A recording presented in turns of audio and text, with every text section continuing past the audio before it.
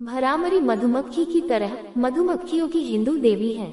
वह शक्तिवाद में देवी आदि शक्ति का अवतार है। देवी मधुमक्खियों, ततैयों और ततैयों से जुड़ी हुई हैं, जो उनके शरीर से चिपके रहते हैं और इस प्रकार उन्हें आमतौर पर उनके 4 हाथों से मधुमक्खियों और ततैयों को निकलते हुए दर्शाया जाता है।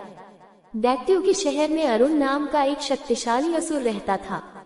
वह देवताओं का तिरस्कार करता था और सबसे बढ़कर इन देवताओं को जीतना चाहता था।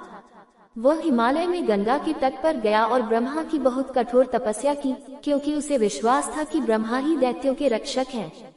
उसकी तपस्या और संकल्प को देखते हुए ब्रह्मा ने अरुणासुर को वरदान दिया कि वह किसी भी युद्ध में किसी अस्त्र या शस्त्र से, किसी पुरुष या स्त्री से, किसी द्विपाद या चतुर्भुज प्राणी से या इन दोनों के किसी भी संयोजन से अपनी मृत्यु को प्राप्त नहीं होगा।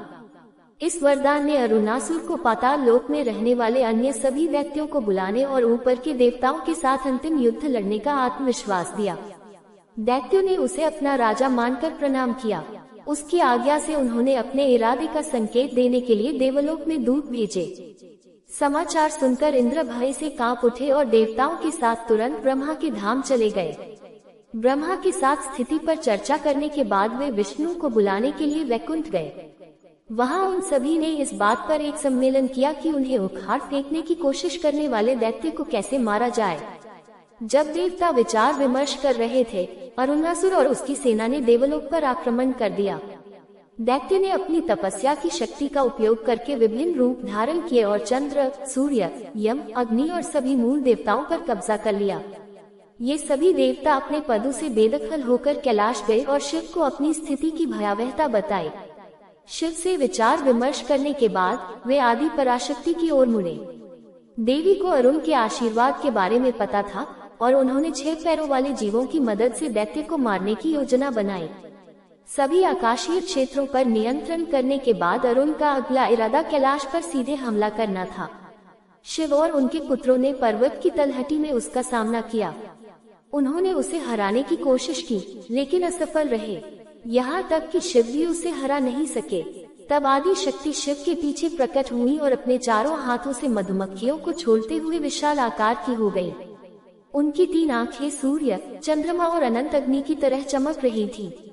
उन्होंने एकाग्रता से अपनी आंखें बंद की और आसमान से असंख्य मधुमक्खियों, भौरों, ततैयों, मक्खियों, दीमकों, मच्छरों और मकड़ियों को बुलाया। वे उसके शरीर पर रेंगते हुए उससे लिपट गए और उसके साथ विलीन होकर भरामरी का दिव्य रूप बना दिया। युद्ध के दौरान दैत्यों की तलवारें भरामरी के विशाल आकार से अवरुद्ध हो गईं, जबकि उसकी अन्य भुजाओं ने विशाल सेना को नुकसान पहुंचाया। मधुमक्खियां, ततैया, मक्खियां, दीमक, मच्छर और मकड़ियां जो उससे चिपकी हुई थी, पंक्तियों के ऊपर एक लहर के रूप में निकल पड़ी।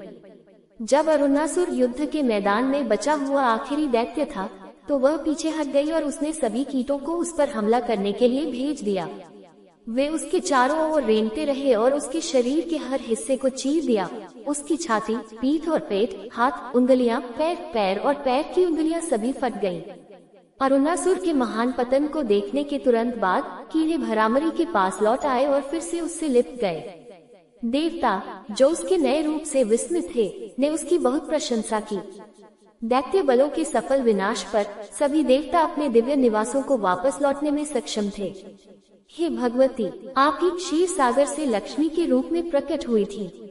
आपने वृत्रासुर, चंड, मुंड, धूम्रलोचन, रक्तबीज, शुंभ, निशुंभ तथा दानवों के संहारक का नाश किया था और इस प्रकार आपने देवों पर महान उपकार किया था।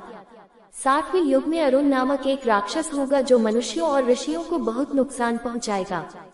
तब मैं असंख्य मधुमक्खियों को शामिल करते हुए मधुमक्खी के रूप में प्रकट होऊंगा और मैं शक्तिशाली राक्षस का वध करूंगा और तीनों लोकों को बचाऊंगा। तब से लोग हमेशा मेरी स्तुति करेंगे और मुझे भरामरी के नाम से पुकारेंगे।